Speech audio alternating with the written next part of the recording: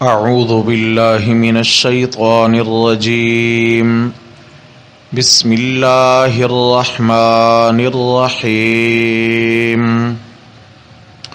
قل هو اللہ احد اللہ الصمد لم یلد ولم یولد ولم یکن له کفوا احد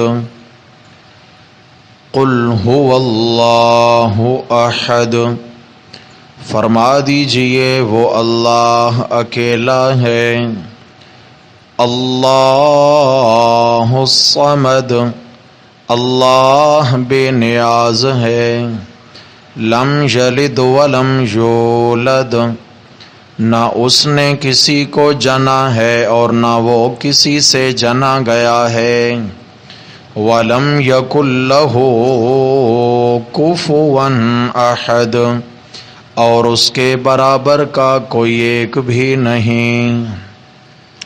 صدق اللہ، وَمَنْ أَصْدَقُ مِنَ اللَّهِ قِيلًا۔ اللہم صل علی سیدنا ومولانا محمد وعلى آل سیدنا ومولانا محمد وبارک وسلم علیہ۔ گرامی قدر سامعین حضرات محترم، قرآن مقدس میں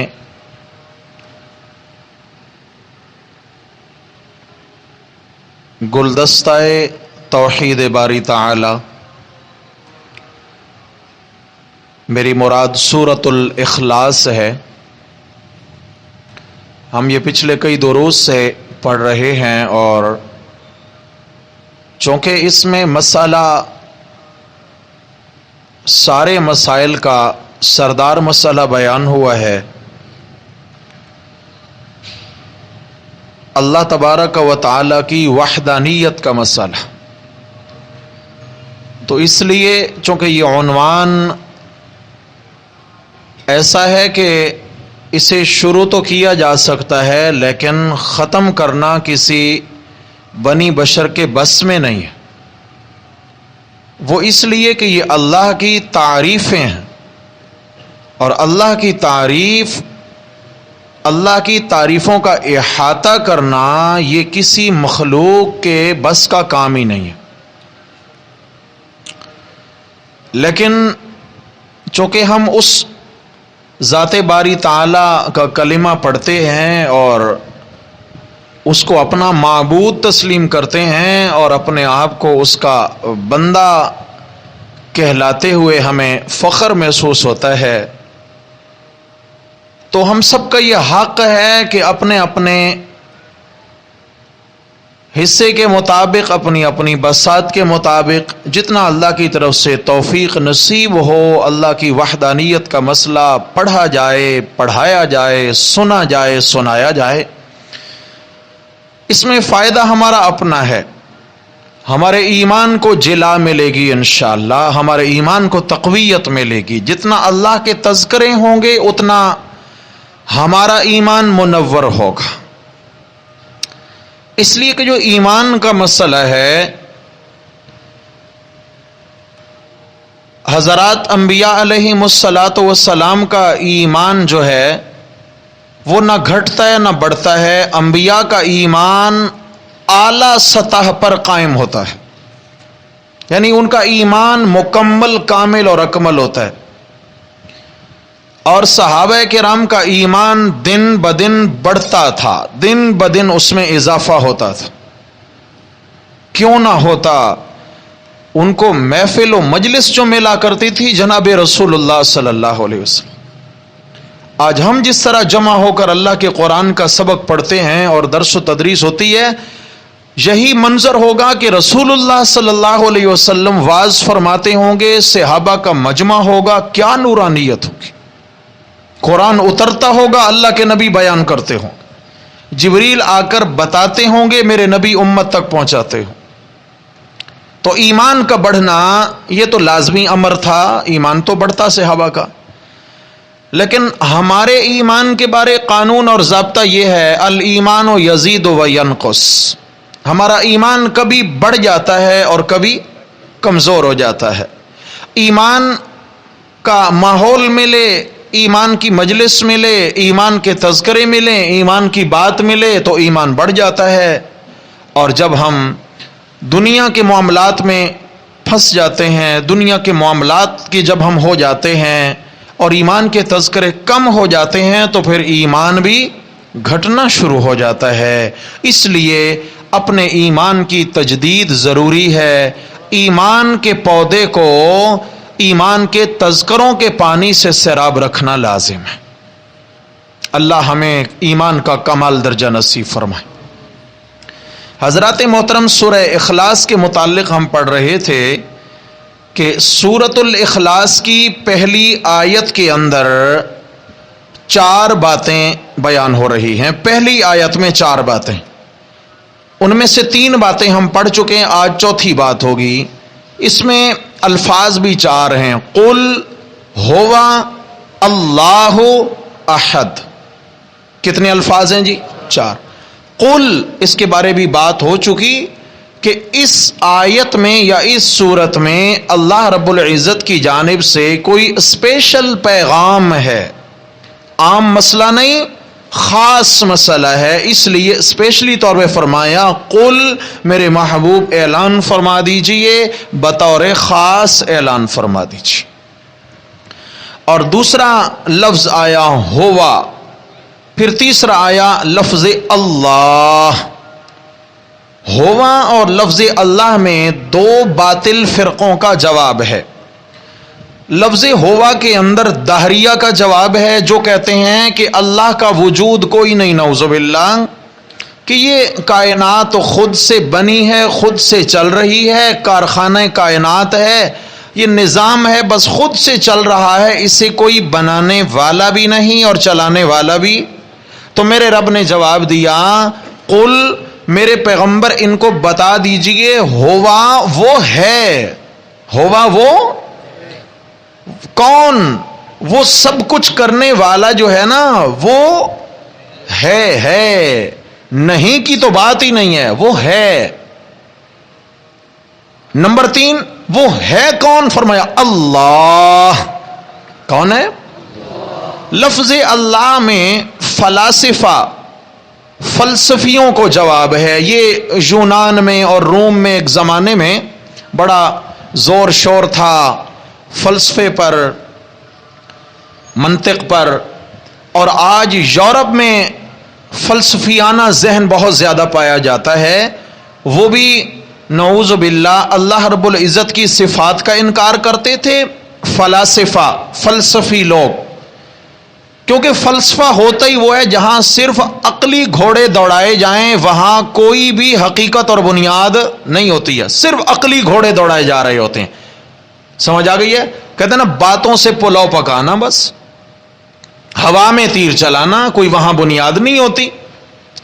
تو فلاسفہ کا یہی نظریہ تھا کہ اللہ تعالی ہیں تو صحیح، لیکن اس کی جو صفات ہیں نا وہ نہیں ہے، وہ صفات باری تعالیٰ کے منکر تھے۔ دہریہ ذات باری تعالیٰ کے منکر اور فلاسفہ صفات باری تعالیٰ کے۔ فرمایا ہوا اللہ، وہی ہے جو اللہ ہے۔ پھر میں نے اس پر کئی آیتیں دکھائی تھیں، خاص کر سورہ حشر کی آخری آیات، اللہ تعالیٰ نے فرمایا هو اللہ الذی لا الہ الا ہو عالم الغیب والشہادہ هو الرحمن الرحیم۔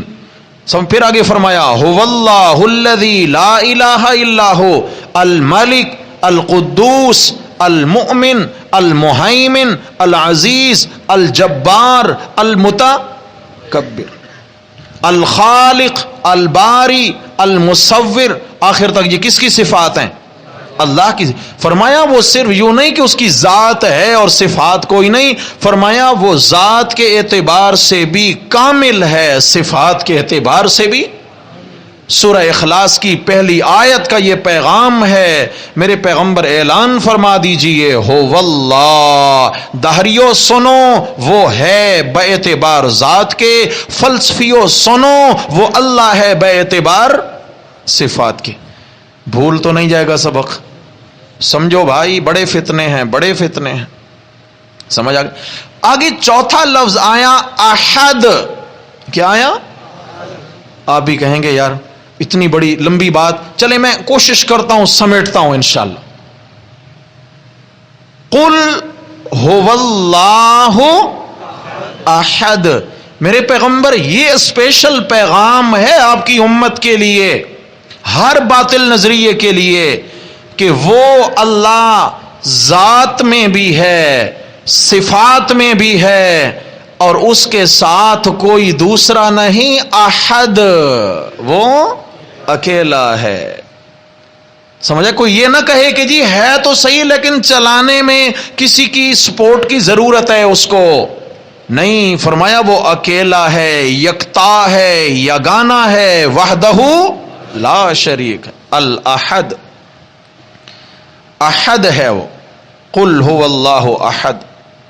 یہاں پر ایک اور باطل فرقے کا رد ہے.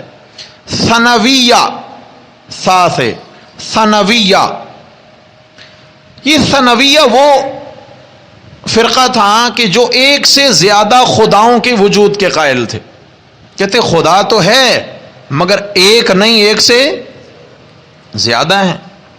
جیسے مجوسی آگ کے پجاری تھے، یا ایسے ہی جو ہے نا وہ تھے کواکب پرست، جن کا یہ نظریہ تھا کہ سورج بھی معبود ہے، چاند بھی معبود ہے، ستارے بھی. اس لیے تو ہماری شریعت کا مسئلہ ہے کہ 3 اوقات میں سجدہ کرنا جائز، جب سورج طلوع ہو رہا ہے، جب سر سے ڈھل رہا ہے، اور جب غروب ہو رہا ہے. اس لیے کہ یہ تینوں اوقات کواکب پرست سورج، چاند اور ستاروں کے پجاریوں کی عبادت کے اوقات ہیں جن میں وہ سورج کو سجدہ کرتے تھے. سمجھ آ گئی ہے؟ پھر چاند کو سجدہ کرتے تھے، پھر ستاروں کو بھی سجدہ کرتے. اور یہ مذہب تھا ابراہیم علیہ السلام کے زمانے میں. ستارہ پرست کہاں تھے؟ ابراہیم. سورہ انعام کے اندر ہے نا، ابراہیم علیہ السلام نے ایک رات جو ہے نا وہ ستارے کو دیکھا، کہتے ہیں یہ میرا رب ہے. فلما افل قال لا احب الافلین. جب ستارہ غروب ہوئے فرمایا جو غروب ہو جائے وہ بھی رب ہوا کرتا ہے، پاگلو. جس پہ فنا آ جائے وہ بھی معبود ہوا کرتا ہے. جب چاند کو دیکھا کہنے لگے اچھا تو وہ نہیں، پھر یہ میرا رب ہے کیا؟ اصل میں ان کی مذمت کا ارادہ تھا. اچھا تمہارے اس کو رب مانو؟ جی اسی کو مانو. جب چاند غروب ہوا فرمان لگے اچھا جس پہ خود فنا آ جائے کیا وہ جہان کو باقی رکھ سکتا ہے؟ یہ تو خود چلا گیا. جب سورج کو دیکھنے لگے ہاں قال ھذا ربی ھذا اکبر، یہ کچھ بڑا ہے، شاید یہ رب ہو. فلما افلت، جب وہ بھی غروب ہو گیا فرمایا شکر ہے کہ اللہ نے مجھے گمراہوں میں سے نہیں بنایا. سمجھ آ گئے؟ انی وجہت وجہی للذی فطر السماوات. فرمایا میرا رخ تو ایک ہی ذات کی جانب ہے. بھائی ادھر ادھر سے رخ موڑ لیے، رخ کدھر کر لیا؟ قل هو اللہ احد. اسے ایک کی جانب رخ ہے، احد ہے. ثنویہ میں بطور خاص عیسائی ہیں. عیسائیوں کا عقیدہ ہے عقیدہ تثلیث، کہ معبود ایک نہیں، 2 نہیں، معبود 3 ہیں. میرے رب نے سورہ مائدہ میں ان پہ کفر کا فتویٰ لگایا. لقد کفر الذین قالوا ان اللہ ثالث ثلاثہ. پکی بات ہے، پکے ٹھکے کافر ہیں وہ لوگ جنہوں نے یہ کہا کہ اللہ 3 میں سے تیسرا ہے، کہ اللہ کے سوا 2 معبود اور بھی ہیں. فرمایا یہ کون ہیں؟ کافر ہیں. بولو ذرا کون ہے؟ کافر ہیں. عیسائیوں کا عقیدہ 3 معبود، باپ بیٹا روح القدس. حضرت جبریل علیہ السلام بھی معبود ہیں، عیسی علیہ السلام بھی معبود ہیں، اور اللہ بھی معبود ہے. تو یہ عیسائیوں کا عقیدہ، اللہ تبارک و تعالیٰ نے اس کا رد فرمایا۔ بلکہ بعض عیسائیوں کا تو یہ عقیدہ ہے، وہ کہتے ہیں میرے رب نے ان کا بھی رد اسی رکوع میں فرمایا، لقد کفر الذین قالوا ان اللہ هو المسیح ابن مریم، فرمایا وہ لوگ بھی پکے کافر ہیں جنہوں نے کہا کہ اللہ اصل میں عیسیٰ بیٹا مریم کا ہے علیہ الصلاۃ والسلام، کہ اگر کسی نے اللہ کو دیکھنا ہو تو عیسیٰ علیہ السلام کو دیکھ لیں، اللہ ان کے جسم میں رہتے ہیں، حلول کر آئے ہیں، اللہ ان میں اتر آئے ہیں۔ یہ کن کا عقیدہ ہے بھیا؟ سارے بولیں اور میری طرف دیکھیں، کم از کم یہ ہے میں اپنا گھر بھی دیکھوں، کہیں میرے گھر کو تو آگ نہیں لگی ہوئی، ہاں بھائی وہ تو بات ہے عیسائیوں کی، کہیں کلمہ پڑھ کے میرے تن کو آگ تو نہیں لگی ہوئی۔ جو عقیدہ عیسائی رکھ رہا ہے کہیں آج کلمہ گو بھی وہی عقیدہ تو نہیں رکھ رہا۔ میری طرف دیکھو، عیسائیوں نے یہ کہا کہ اللہ تعالیٰ اگر کسی کو دیکھنا ہو تو وہ عیسیٰ علیہ السلام کو دیکھیں، ان اللہ هو المسیح ابن مریم، اس لیے کہ اللہ تعالیٰ حضرت عیسیٰ علیہ السلام کے بدن میں اتر کر حلول کر چکے ہیں، اب یہ وہ ہو گئے وہ یہ ہو گئے، کوئی فرق نہیں بچا۔ اور ہمارے زمانے کے کلمہ گو اللہ ہدایت نصیب فرمائے۔ بھائی تنقید مقصد نہیں ہے، خدا کی قسم میں دعا کرتا ہوں اللہ کرے میرے سارے دوستوں کو حقیقت سمجھ آ جائے۔ بڑے دھوکے میں زندگی گزر رہی ہے، غیروں سے ہمارے عقائد مل رہے ہیں، غیروں سے ہمارے اعمال مل رہے ہیں، غیروں سے ہماری زندگیاں میچور رہی ہیں۔ ہم کہاں کے مسلمان؟ زندگی تو وہ تھی جو رسول اللہ صلی اللہ علیہ وسلم کی زندگی کے مطابق ہوتے۔ تو ہمارے دوست جنہوں نے عشق رسول کا لیبل لگا کے ہائی جیک کیا ہے عشق مصطفیٰ صلی اللہ علیہ وسلم کو، ورنہ عشق مصطفیٰ تو ہر مسلمان کے دل کی دھڑکن ہے بھائی۔ کون ہے مسلمان جس کے دل میں آقا کا پیار نہیں ہے کوئی مسلمان؟ وہ مسلمان ہو ہی نہیں سکتا۔ تو ہمارے ان دوستوں کے بڑے ایک صاحب نے باقاعدہ کتاب لکھی ہے جس میں نعتیہ کلام بھی ہے، اور اس طرح اس میں ایک شعر میں سناتا ہوں آپ کو۔ شعر کیا ہے؟ وہی جو مستوی عرش تھا خدا ہو کر، سمجھنا اور عیسائیوں کے عقیدے کے ساتھ ذرا ٹیلی کرنا ہے اس کو۔ کہتے ہیں وہی جو مستوی عرش تھا خدا ہو کر، کہ وہ جو خدا کے نام سے عرش پہ قائم ایک ذات تھی، وہی جو مستوی عرش تھا خدا ہو کر، اتر پڑا مدینہ میں مصطفیٰ ہو کر۔ عیسائیوں نے کہا کہ اللہ تعالیٰ حضرت عیسیٰ علیہ السلام کی شکل میں آ گئے، اور ہمارے دوستوں نے کہا کہ نہیں، اللہ تعالیٰ محمد کریم صلی اللہ علیہ وسلم کی شکل میں آ گئے۔ ایمان سے بتائیں کوئی فرق؟ جی کوئی عقیدے میں فرق بچا؟ تو کیا میرے گھر کو آگ نہیں لگی ہوئی؟ کلمہ بھی پڑھا اور اس کے باوجود بھی عقائد عیسائیانہ، نصرانیوں والے عقائد۔ اور اس سے بھی بڑھ کر اعلیٰ حضرت نے کیا لکھا؟ کہتے ہیں ہٹا کر میم کا پردہ جو جھانکا تیری کملی میں، پہلے میں سمجھا دوں، اللہ کی ذات ہے قل هو اللہ احد، اور میرے نبی کا ایک نام ہے احمد۔ کیا ہے؟ اچھا احمد کی میم ہٹا دیں کیا بن جائے گا؟ جی احد۔ احمد کی میم ہٹا دی، احد بن گیا۔ احمد کہا تو میرے پیارے نبی کا نام بنا، احد کہا تو صفت کس کی ہوئی؟ تو اعلیٰ حضرت کیا کہتے ہیں؟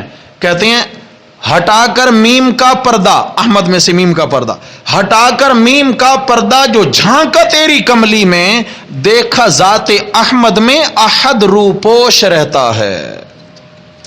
دیکھا ذات احمد میں احد روپوش رہتا ہے۔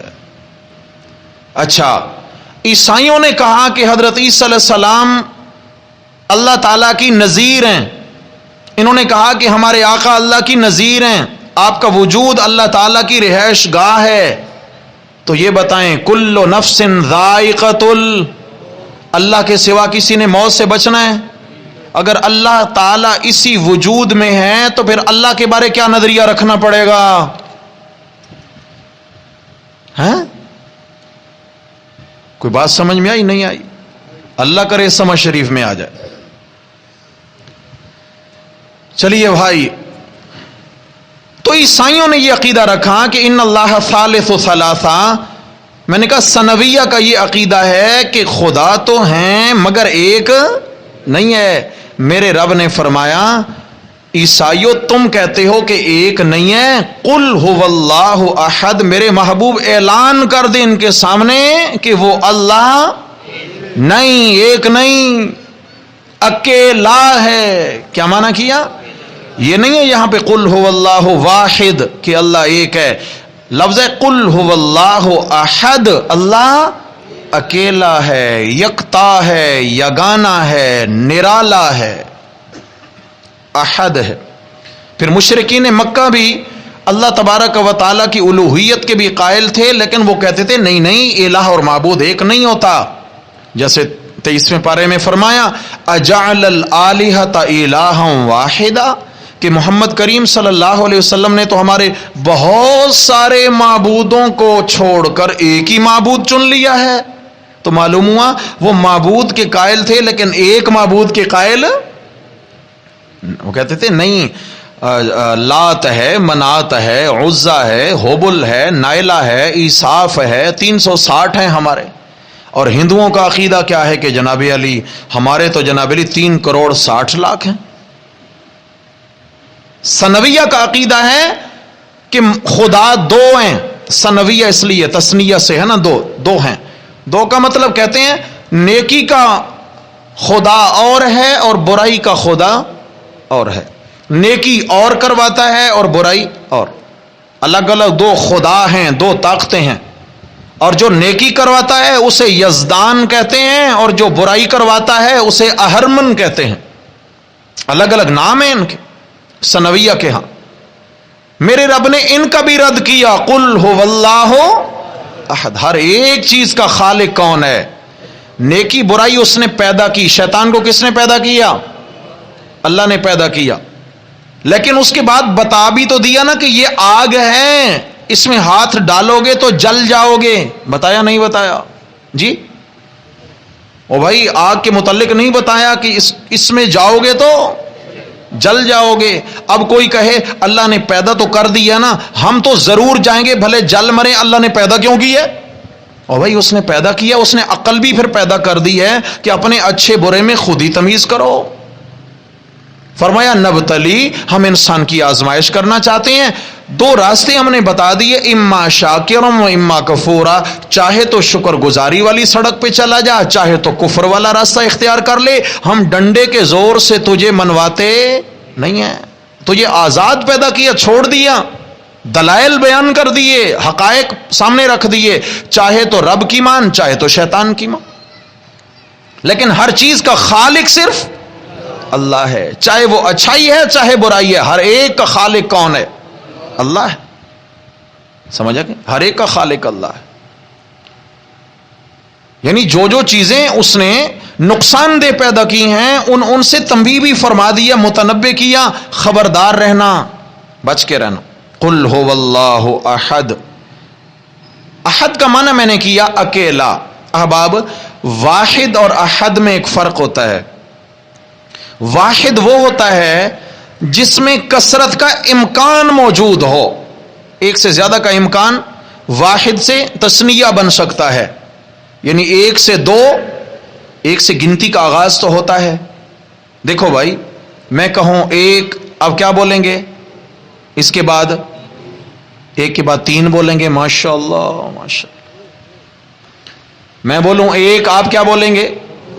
2. تو یعنی کم از کم یہ ہے کہ گنتی کا آغاز ایک سے ہوا, وہ ہے واحد. لیکن میں کہوں اکیلا, اکیلا, اس کا کوئی دوسرا بن سکتا ہے جی؟ اللہ اکیلا ہے. کیا ہے؟ اپنی ذات میں بھی اکیلا ہے, اپنی صفات میں بھی اکیلا ہے, اپنے اختیارات میں بھی اکیلا ہے, اپنے علوم میں بھی اکیلا ہے. اللہ کیا ہے؟ بولو بھائی, اکیلا ہے. اللہ کرے سمجھ میں آ جائے, اللہ کرے سمجھ میں آ جائے. اچھا, میں نے کہا کہ واحد وہ ہوتا ہے جس میں کثرت کا امکان ہو. جیسے جہان ایک ہے, پورا جہان ہے, لیکن جہان میں ملک تو کئی نہیں پائے جاتے, ملک تو کثیر ہیں. سمجھ آ گئی ہے؟ اچھا, انسان، لفظ انسان تو ایک ہے لیکن اس میں افراد تو بہت زیادہ پائے جاتے ہیں. پاکستان ملک تو ایک ہے لیکن اس میں شہر، بستیاں، قریے بہت پائے جاتے ہیں. اس لیے واحد ایک جو ہوتا ہے نا اس میں آگے کثرت کا امکان ہے، لیکن جو احد ہوگا وہاں پھاٹک بند ہوگا، وہاں میں نہ کچھ آ سکتا ہے نہ جا سکتا، اس میں کمی اور اضافہ نہیں ہو سکتا. قل هو اللہ احد، اللہ اکیلا ہے. اللہ الصمد، دوسری آیت دیکھیں نا قرآن کیسا معجزہ ہے. ایک آیت میں 3 لفظ بول کر 3 فرقوں کا رد کر دیا. ہوا بول کر دہریہ کا رد ہو گیا، لفظ اللہ بول کر فلاسفہ کا رد ہو گیا، اور احد بول کر ثنویہ کا رد ہو گیا جو کہتے ہیں خدا ایک سے زیادہ ہیں. آگے چوتھا فرقہ آنے لگا ہے اللہ الصمد، اللہ بے نیاز ہیں. بعض ایسے فرقے تھے جو کہتے ہیں ہاں اللہ ہیں تو صحیح، اللہ کی صفات بھی ہیں، ذات بھی ہے، لیکن اللہ تبارک و تعالی کبھی کبھی مجبور ہو جاتے ہیں، محتاج ہو جاتے ہیں. کس کے؟ اسباب کے. اللہ کام تو کرتے ہیں لیکن اسباب کے بغیر نہیں کر سکتے. یعنی بارش کا سبب بادل ہے، جی بادل کے بغیر اللہ بارش کیسے برسائیں گے؟ یعنی عقلی گھوڑے دوڑانا یہ بھی ہے، عقلی گھوڑے دوڑانا. سمجھ آ گئی ہے؟ کھلائے بغیر کیسے بھوک مٹ سکتی ہے؟ پلائے بغیر پیاس کیسے ختم ہو سکتی ہے؟ سبب ہر کہیں سبب کو لاتے. تو ان کا نظریہ یہ تھا کہ اللہ تبارک و تعالیٰ کی ذات و صفات تو ہیں لیکن اللہ بھی اسباب کے محتاج ہیں. ان کا جواب دیا اللہ الصمد، اللہ بے نیاز ہے، کسی کا محتاج نہیں ہے، کسی کا محتاج اسے کوئی محتاجی نہیں ہے، وہ صمد ہے.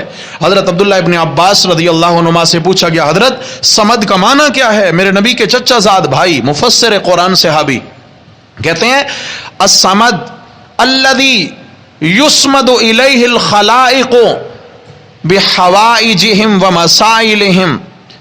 صمد اس ذات کو کہا جاتا ہے جس کے دروازے پہ ساری مخلوق اپنی حاجتیں اور مسئلے پیش کرے. صمد اس ذات کو کہا جاتا ہے الذی یصمد الیہ الخلائق بحوائجہم ومسائلہم، کہ جس کے در پر ساری مخلوق آ کر آنسو بہائے، ساری مخلوق جس کے در پر آ کے رونا روئے اور اپنی اپنی حاجتیں اور ضرورتیں بیان کرے، اسے کیا کہا جاتا ہے؟ صمد. کیا کہا جاتا ہے؟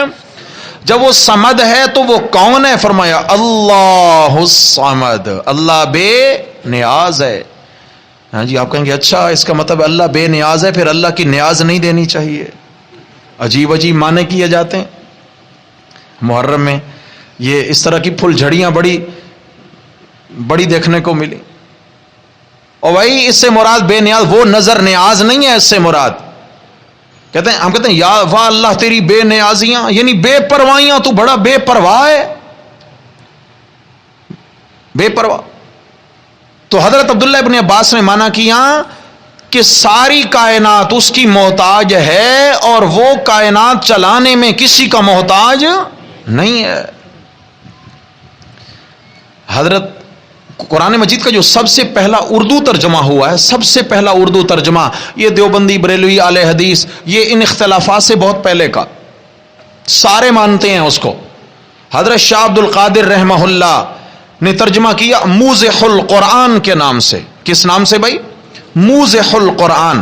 حضرت شاہ عبد القادر محدث دہلوی رحمہ اللہ نے موضح القرآن کے نام سے ترجمہ کیا، اور یہ اردو زبان میں سب سے پہلا ترجمہ ہے. اس سے پہلے کوئی اردو زبان میں ترجمہ، جب حضرت نے اردو میں ترجمہ کیا تو پھر اس وقت لوگوں کو حقیقت کا چشمہ جو لگایا نا، تو پھر لوگوں کو حقائق نظر آنے لگے. قرآن تو تھا عربی میں، سمجھ نہ آتا، لیکن جب حقائق سے پردہ ہٹایا، عربی کو اردو میں ڈھالا، پھر ماشاءاللہ لوگوں کو قرآن کے حقائق سمجھ آنا شروع ہو گئے.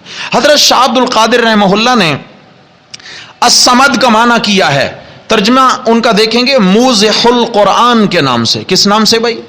موضح. اس میں معنی کیا اللہ الصمد، اللہ نرادھار ہے. کیا معنی کیا ہندی میں؟ اللہ نرادھار ہے. الصمد کا معنی نرادھار. کسی کو سمجھ میں آیا جی؟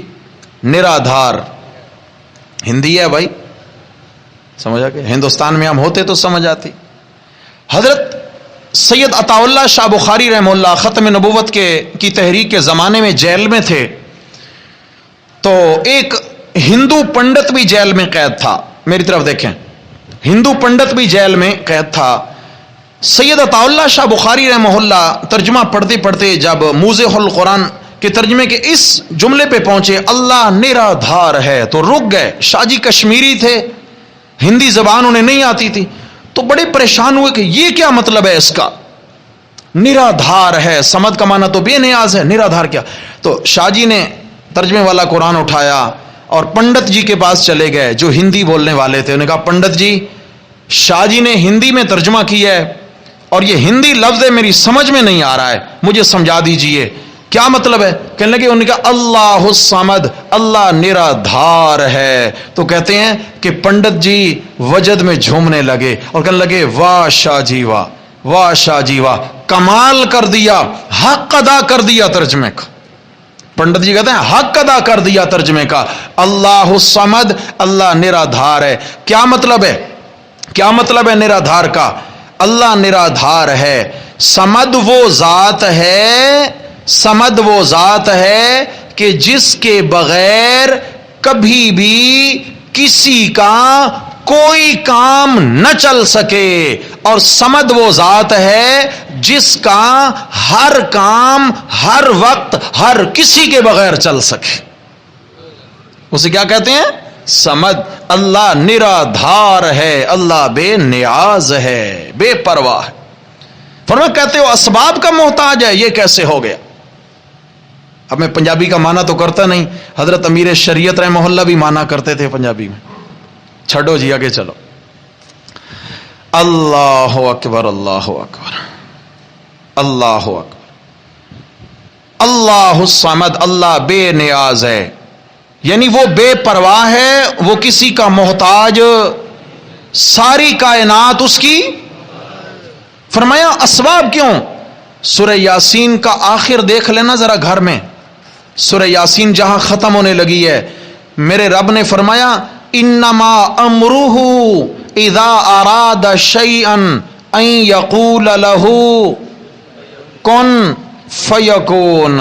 فرمایا وہ ایسی ذات ہے، انما امرہ، اس کا معاملہ تو یہ ہے، اذا اراد شیئا، جب کوئی کام کرنے کا وہ ارادہ کرتا ہے نا، ان یقول له کن، تو اسے اتنا ہی کہتا ہے ہو جا، فیکون، تو وہ کام ہو جاتا ہے۔ وہ تو کن فیکون کے معاملات سے دنیا چلاتا ہے، وہ کسی سبب کا محتاج۔